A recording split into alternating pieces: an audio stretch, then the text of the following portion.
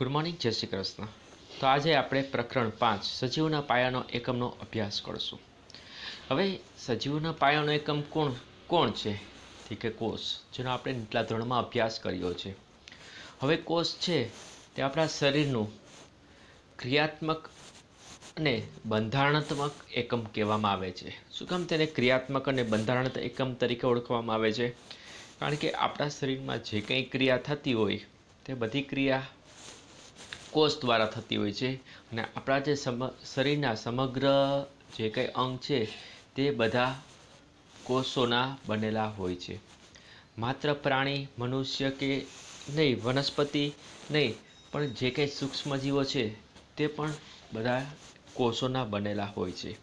તેથી કોષોને ક્રિયાત્મક અને રચનાત્મક એકમ તરીકે ઓળખવામાં આવે છે. હવે તમે બૂચ બાટલી જોઈ હશે. બાટલી ઉપર અત્યારે તો આપણે સામાન્ય ઢાંકણાનો ઉપયોગ થાય છે, પણ પહેલાંના સમયમાં બૂચનો ઢાંકણા તરીકે ઉપયોગ થતો હતો. હવે રોબર્ટ હુક નામના એક વૈજ્ઞાનિકે શું કર્યું કે જે કંઈ બૂચ હોય એનું એક પાતળું પડ લીધું અને તે પડનું તેને સાદો માઇક્રોસ્કોપ બનાવ્યો. સૌ પ્રથમ એને સામાન્ય માઇક્રોસ્કોપ બનાવ્યો અને તે સામાન્ય માઇક્રોસ્કોપને તેને સ્કોપમાં તે બૂચના પાતળા સ્તરનું અવલોકન કર્યું. તો તેની અંદર તેને નાના નાના ખાનાઓ જોવા મળ્યા, જેની રચના આપણે જે મધમાખી હોય, મધમાખીના જે કે મધપૂડો કેવો હોય તેની અંદર નાના નાના ખાના હોય, તે પ્રકારના નાના નાના ખાનાઓ તેને જોવા મળે છે. હવે આ જે બૂચ છે તે આપણને વૃક્ષના છાલમાંથી મળી આવે છે, બરાબર છે. તો સન 1665માં રોબર્ટ હુકે તેમના સ્વનિર્મિત એટલે પોતે જાતે બનાવેલ સૂક્ષ્મ દર્શક યંત્ર એટલે માઇક્રોસ્કોપનું વડે અવલોકન કર્યું, જેમાં તેને નાના નાના મધમાખીનું જે મધપૂડું હોય તેમાં જે નાના નાના ખાના હોય તેવું તેને જોવા મળ્યું, જેને રોબર્ટ હુકે શું નામ આપ્યું? કોષ એવો શબ્દ નામ આપ્યો. હવે આ જે કોષ છે તેને ઇંગ્લિશમાં સેલ કહેવામાં આવે છે, અને સેલ છે તે એક લેટિન શબ્દ સેલ્યુલા ઉપરથી આવ્યો છે, અને લેટિન શબ્દમાં સેલ્યુલા એટલે નાના નાના ઓરડા. તો આવી રીતે લેટિન શબ્દ સેલ્યુલા ઉપરથી સેલ બન્યું, અને એ સેલને આપણે ગુજરાતીમાં શું કહીએ છીએ? કોષ કહીએ છીએ. હવે ઉપયુક્ત જે કંઈ ઘટના આપણે જે રોબર્ટ કે જોઈ હતી, જે એને નાના પોતે બનાવેલ સૂક્ષ્મદર્શક યંત્ર વડે જે કંઈ તેને કોષ જોયા હતા, આપણને લાગે કે આ ઘટના તો બહુ સામાન્ય છે, એમાં શું વળું છે, શું મોટી વાત છે. પરંતુ આ જે ઘટના છે તે વિજ્ઞાનના ઇતિહાસમાં એક ખૂબ જ મહત્ત્વનો ઘટના છે, મહત્ત્વનો ભાગ ભજવે છે. આ રીતે સૌથી પહેલાં રોબર્ટ હુકે જોયું કે સજીવના ભિન્ન ભિન્ન એકમો હોય છે. હવે આપણે જે સજીવ છે, આપણું શરીર છે તે અલગ અલગ ભાગોનું બનેલું હોય છે. તો આપણને ખબર જ હોય છે આપણા શરીરના ઘણા બધા એકમ છે જે અલગ અલગ પ્રકારનું કાર્ય કરે છે. આંખ છે, પાચનતંત્ર છે, શ્વસનતંત્ર છે. તો આપણું જે કંઈ માનવ શરીર કે જે કંઈ પ્રાણી, વનસ્પતિ, એનું જે શરીર છે તે નાના નાના એકમનું બનેલું હોય છે. આ એકમોનું વર્ણન કરવા માટે જીવ વિજ્ઞાનોમાં કોષ શબ્દ આજ સુધી તેનો ઉપયોગ કરવામાં આવ્યો છે. તો આ જે કંઈ સજીવ છે તેનો ખૂબ જ સૂક્ષ્મ એકમ જેને આપણે કોષ કહીએ છીએ, તે કોષ શબ્દનો આટલા વખતથી આપણા માટે બહુ ઉપયોગી છે, અને તેને આજ સુધી તેનો આપણે ઉપયોગ કરતા આવ્યા છીએ. હવે સજીવો શેના બનેલા હોય છે તેના વિશે આપણે જોઈએ. તો આના માટે તમારે એક પ્રવૃત્તિ કરવી પડશે, 5.1. તો ચાલો પ્રવૃત્તિમાં આપણે જોઈએ. હવે સૌ પ્રથમ તમારે શું કરવાનું છે? એક ડુંગળીના કંદનો એક નાનો ટુકડો લેવાનો છે. તે નાના ટુકડાની ઉપરનું જે આવરણ હોય તે આવરણને એકદમ પ્લાસ્ટિક જેવું પાતળું આવરણ હોય તે તમારે ચીપિયાની મદદથી દૂર કરવાની છે, બરાબર છે. હવે તમે જે આવરણ દૂર કરો છો તે આવરણ દૂર કર્યા બાદ તમારે એક કાચની વોચ ગ્લાસ લેવાનું છે, અને એ વોચ ગ્લાસ ઉપર તમારે એક પાણીનું ટીપું મૂકવાનું. હવે જેવું તમે પાણીનું ટીપું તે વોચ ગ્લાસ ઉપર મૂકો, ત્યારબાદ તમારે જે કંઈ આ ડુંગળીનું પતલું આવરણ જે પ્લાસ્ટિક જેવું હોય તે પાણી ઉપર તમારે રાખી દેવાનું અને સરસ રીતે ફેરવી દેવાનું, જેથી એના ઉપર ઘડી રહે નહીં. હવે તેના પર એક કાચની સ્લાઇડ લો, તેના પર પાણીનું એક ટીપું મૂકો અને વોચ ગ્લાસમાં રાખેલ નાના ટુકડાને તે કાચની સ્લાઇડ ઉપર મૂકો. હવે તમારે એટલું ધ્યાન રાખવાનું છે કે તમે જે કંઈ ડુંગળીનું જે કંઈ પટલ એટલે ઉપરનું જે પ્લાસ્ટિક જેવું આવરણ છે પટલ લીધું છે તે બિલકુલ સીધું હોવું જોઈએ. હવે તમારે એક પાતળું જે કંઈ બ્રશ હોય તે બ્રશની મદદથી તમારે તે સ્લાઇડ ઉપર વ્યવસ્થિત રાખી દેવાનું છે કે જેથી વળેલું હોય નહીં. હવે આના ઉપર તમારે એક ટીપું આયોડીનનું મૂકવાનું છે જેથી તમે જ્યારે માઇક્રોસ્કોપમાં તમે અવલોકન કરો તો તમે સરળતાથી જોઈ શકો. હવે તેના પર તમારે કવર સ્લિપ એટલે ગોળ પ્લાસ્ટિક જેવું એક આવે છે કવર સ્લિપ, તમારે તેના ઉપર ઢાંકી દેવાનું છે.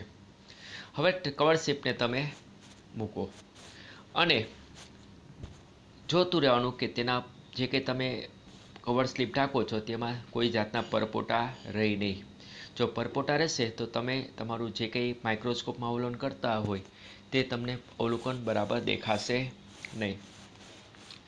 હવે તમે જ્યારે માઇક્રોસ્કોપમાં એક ગોઠવણી કરશો અને માઇક્રોસ્કોપને વ્યવસ્થિત રીતે એડજસ્ટ કરશો તો તમને એની અંદર કંઈક દેખાશે.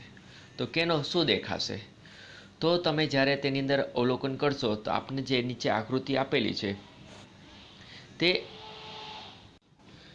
તો આ પ્રવૃત્તિમાં તમને કંઈક રચના દેખાશે. તો તમે જે અવલોકન કર્યું તો તમને કેનું અવલોકન દેખાશે? કોષનું અવલોકન દેખાશે. એટલે કોષનું જે કંઈ બંધારણ છે એ બંધારણ તમને દેખાશે. શું તમે જે સંરચના સૂક્ષ્મ દર્શક યંત્ર દ્વારા જે નિહાળી છે તેની આકૃતિ આપણે કાગળ ઉપર દોરી શકશું? હા, જરૂર. કારણ કે તમે જે કંઈ આકૃતિ સૂક્ષ્મદર્શક વડે જોઈ છે તે તમે સરળતાથી તમે કાગળ ઉપર દોરી શકશો. હવે જે તમને નીચે આકૃતિ આપેલી છે, જો લખ્યું છે ડુંગળીની છાલના કોષો, આવી તમને એક આકૃતિ તમને સાદું સૂક્ષ્મદર્શક યંત્ર હોય તેની અંદર તમને આવી રચના દેખાશે. અને બે પ્રકારના સૂક્ષ્મદર્શક યંત્રો હોય, સરળ અને એક ઇલેક્ટ્રિક એટલે વિદ્યુત. તમે ઇલેક્ટ્રોનિક જો સૂક્ષ્મદર્શક યંત્રનો ઉપયોગ કરો તો તમને કોષ અને તેની અંદરના જે કંઈ એકમો છે એ તમે તેને સરળતાથી જોઈ શકશો. બરાબર છે? હવે આપણે આ રીતે જે ડુંગળીની જે સ્લાઇડ બનાવી અને જેને આપણે અવલોકન કર્યું સૂક્ષ્મદર્શક યંત્રમાં, તેવી જ રીતે આપણે અલગ અલગ સ્લાઇડ બનાવશું, અલગ અલગ આકારની. એટલે ડુંગળીનું જે કંઈ પટલ હોય, પાતળું આવરણને પટલ કહેવાય, તો તે પટલમાંથી આપણે જુદા જુદા આકાર મેળવી અને અલગ અલગ સ્લાઇડ બનાવી અને તેને સૂક્ષ્મદર્શક યંત્રમાં તેનું અવલોકન કરશું.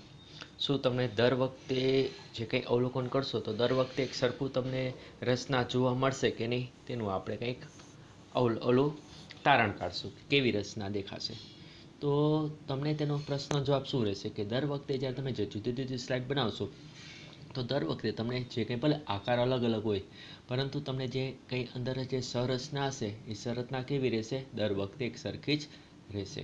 ભલે આકાર અલગ પણ અંદરનું જે કંઈ કોષ હશે, કોષની સંરચના તો આપણને સમાન રહેશે. હવે આ સંરચના શું છે?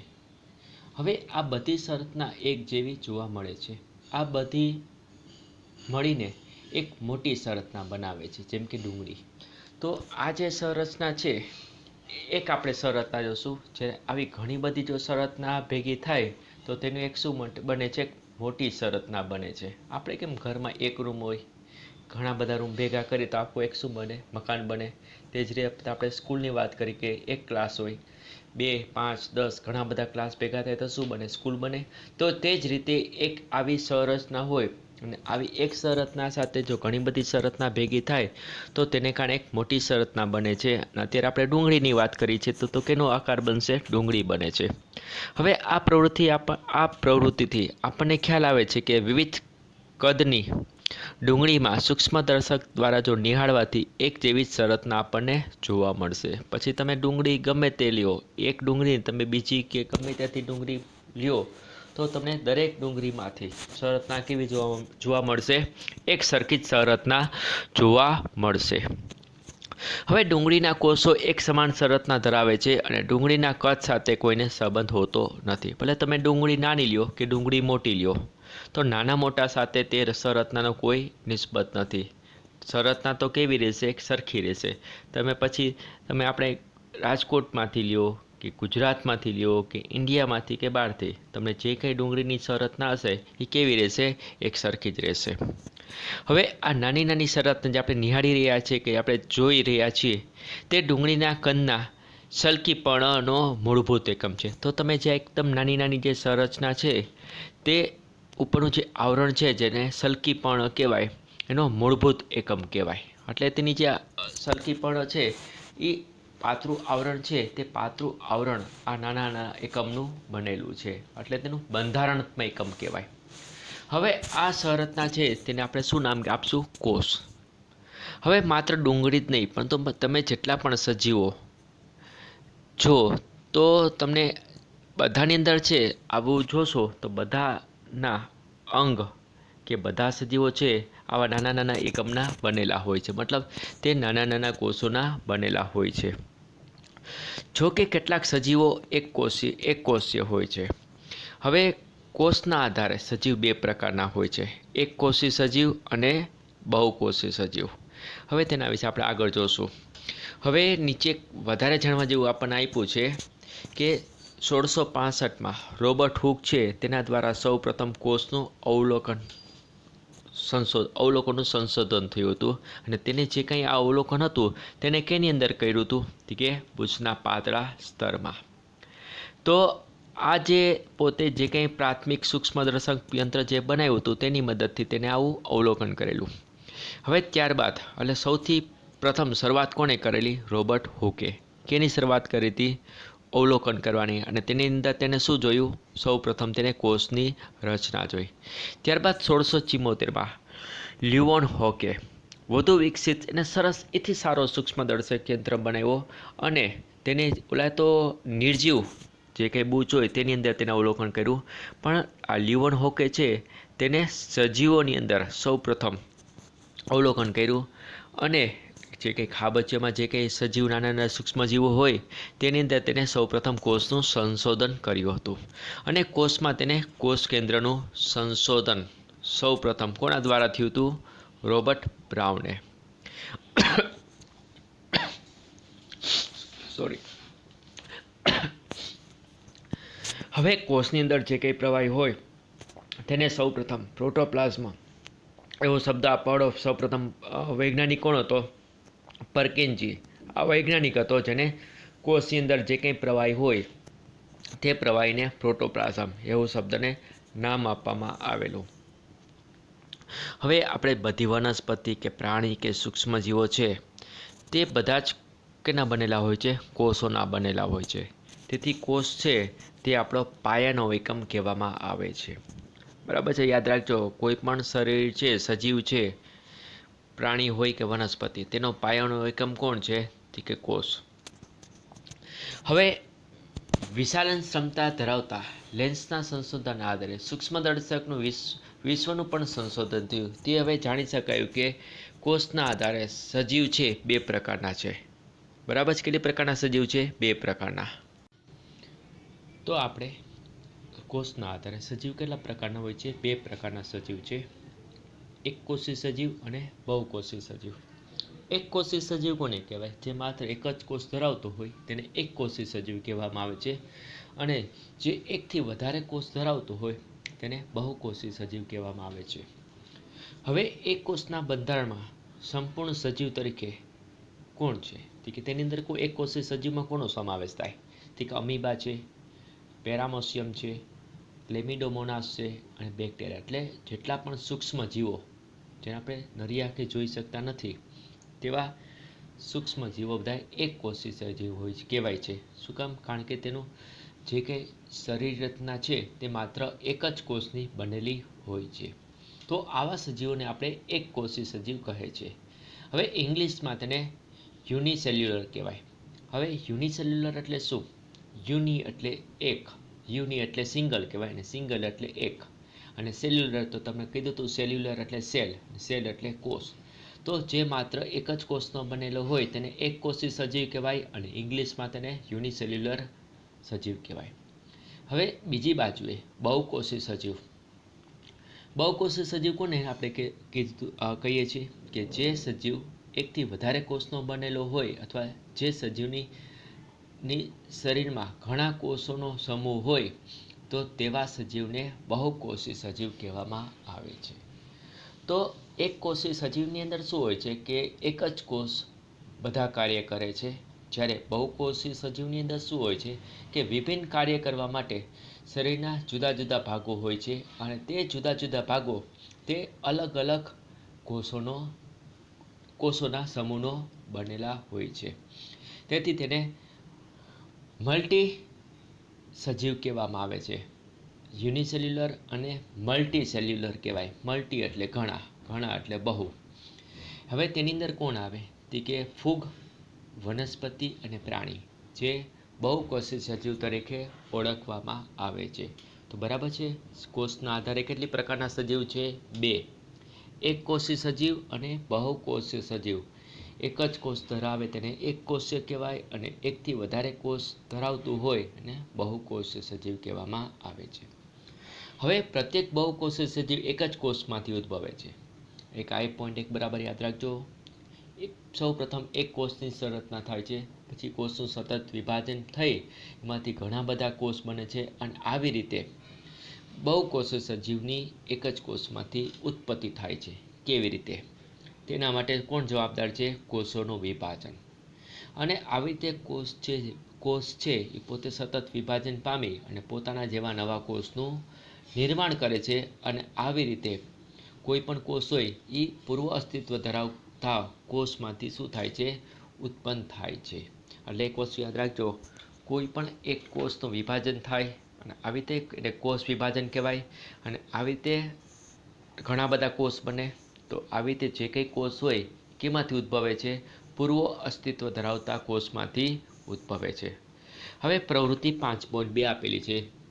તેની અંદર જો અલગ અલગ આપણા અંગ હોય તે અંગની અંદર કઈ પ્રકારના કોષ હોય છે અને તેનો આકાર કેવો છે તેની અંદર તમને આકૃતિ આપેલી છે. બરાબર છે. હવે આપણે જુદા જુદા કદના પર્ણના સ્તર, ડુંગળીના મૂળાંક કે ડુંગળીના પટલને હંગામી આસ્થાપનો કરવાનો પ્રયત્ન કરીએ. હવે શું બધા કોષનો કદ અને આકાર સમાન હોય? ક્યારેય નહીં. ક્યારેય બધા કોષ કદ અને આકાર એક સરખો હોતો નથી. શું બધા કોષોની સંરચના સરખી હોય છે? નહીં, તે પણ બનતું નથી. હવે કેટલાક સજીવો વિભિન્ન પ્રકારના કોષો પણ ધરાવે છે. હવે નીચે આપેલ આકૃતિ નિહાળો, તે માનવ શરીરના કેટલાક કોષોનું નિરૂપણ કરે છે. હવે નીચે જે કંઈ કોષો આપેલા છે, આકૃતિ આપેલી છે, તે માનવ શરીરના અલગ અલગ અંગોમાં આવેલા કોષ હોય છે. જો પહેલાં સૌપ્રથમ સરળ સ્નાયુ કોષો જે આપણા સ્નાયુમાં આવેલા હોય છે, પછી બીજા રુધિર કોષો જે આપણા લોહીની અંદર આવેલા હોય છે, ત્રીજા ચેતાકોષો, તેનો આકાર જુઓ, તે આપણા ચેતાતંત્રમાં આવેલા હોય છે, પછી અંડકોષ આપેલા છે, ગોળાકાર આકાર ધરાવે છે, પછી શુક્રકોષ, અસ્થિકોષ અને છેલ્લું મેદકોષ જે આપણી ચરબીમાં આવેલા હોય છે. તો બધા કોષોનો તમે જુઓ આકાર એક સરખો છે? નહીં, બધા કોષનો આકાર ક્યારેય એક સરખો હોતો નથી. હવે તો તે આકાર કોના ઉપર આધાર રાખે? તો કે તે આકાર છે તેના કાર્ય ઉપર આધાર રાખે છે કે કઈ પ્રકારનું કાર્ય તે કરે છે. બરાબર છે. તો જે કંઈ કોષનો આકાર છે તે કોના ઉપર આધારિત છે? તે કઈ પ્રકારનું કાર્ય કરે છે અને બીજું તેના સ્થાન ઉપર. તો કોષનો કદ અને આકાર તેના કાર્યને તેમજ તેના સ્થાનને આધારિત હોય છે, વધારે પડતું કાર્યને. કેટલાક કોષો એવા હોય છે કે તે જે અમીબાને જેમ આકાર બદલતા રહે છે. ખબર છે ને અમીબા, લીલ, જેને આપણે લીલ કહીએ છીએ. અમીબા છે પોતે પોતાનો આકાર બદલી શકે છે. તો આપણા શરીરમાં અમુક કોષ એવા છે કે પોતે પોતાનો આકાર અમીબાની જેમ શું કરી શકતા હોય છે? બદલી શકતા હોય છે. કેટલાક કિસ્સામાં કોષનો આકાર ઓછા વધતા અંશે નિયત પ્રકારના કોષો માટે નિયત હોય છે. પછી આપણા શરીરમાં અમુક કોષનો આકાર એવો હોય છે કે એનો આકાર ફિક્સ જ હોય, એના આકારમાં કોઈ પણ જાતનો ફેરફાર થતો નથી અને તેનું ઉદાહરણ છે ચેતાકોષ. તે કોઈ ચોક્કસ લાક્ષણિક આકાર ધરાવે છે. તમે જોજો ચેતાકોષો, જો આપણને આગળ જોયું હતું આગળમાં જો ચેતાકોષનો આકાર આપેલો છે, બાકીના શરીરના બીજા અંગોના તમે કોષનો આકાર જોજો, તેના કરતાં ચેતાકોષ છે તેનો આકાર કેવો છે, થોડો અલગ છે. એટલે એનો કોઈ આકાર લાક્ષણિક આકાર ધરાવે છે. શું કામ? કારણ કે તેનું કાર્ય જ બધા કરતાં કેવું છે, એક મહત્ત્વનું કાર્ય આપણા શરીર માટે ભજવે છે. એટલે તેના કાર્ય અનુલક્ષીને તેનો આકાર પણ કેવો છે, અલગ છે. હવે પ્રત્યેક જીવંત કોષ, હવે કોષ બે પ્રકારના હોય, જીવંત અને નિર્જીવ. જીવંત કોષ જેની અંદર જીવરસ હોય એને જીવંત કોષ કહેવામાં આવે છે. તો પ્રત્યેક જીવંત કોષ કેટલાક પાયાના કાર્યો કરવા માટેની ક્ષમતા ધરાવે છે. તે બધા જ સજીવોની લાક્ષણિકતા છે. તો આ જે કોષો છે જે જીવંત છે તેવા કોષો આપણા શરીરના જે કંઈ બેઝિક કાર્ય છે, મૂળભૂત કાર્ય છે, કે જે કાર્ય કર્યા વગર આપણે અસ્તિત્વ ટકી ન શકે તેવા મૂળભૂત કાર્ય કરવા માટે જવાબદાર કોણ છે? તે અમુક જીવંત કોષ. તો જીવંત કોષ કેવી રીતે આ પાયાનું કાર્ય કરે છે? હવે આપણે જાણીએ છીએ કે બહુ કોષ સજીવ જેમ કે મનુષ્ય છે તેની અંદર શ્રમ વિભાજન જોવા મળે છે. હવે શ્રમ વિભાજન કોને કહેવાય? કે અલગ અલગ કાર્ય કરવા માટે અલગ અલગ અંગ હોય તેને શ્રમ વિભાજન કહે છે.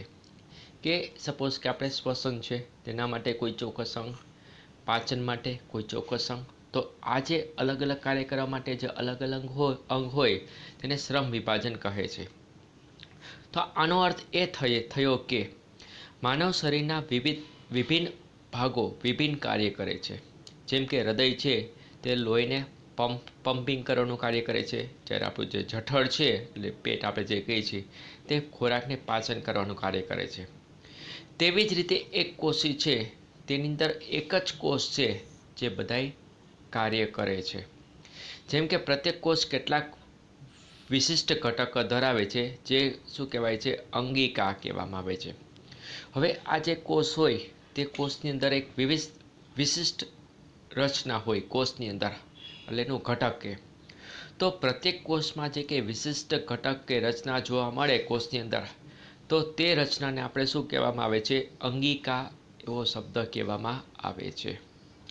હવે પ્રત્યેક પ્રકારની જે કાંઈ અંગિકા હોય તે અંગિકા જે કોષની અંદર આવેલી હોય છે તે કોઈ ચોક્કસ કાર્ય કરે છે.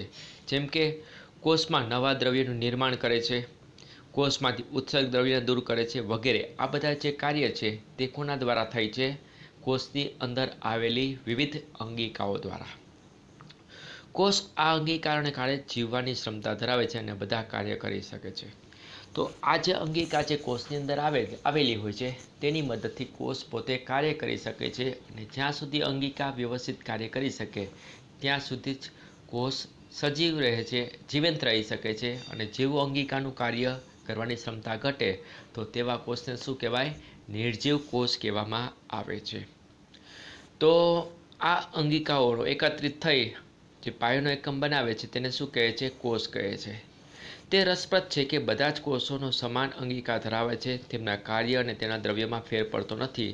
કયા સજીવમાં જોવા મળે છે તેનો ફેરફાર પડતો નથી.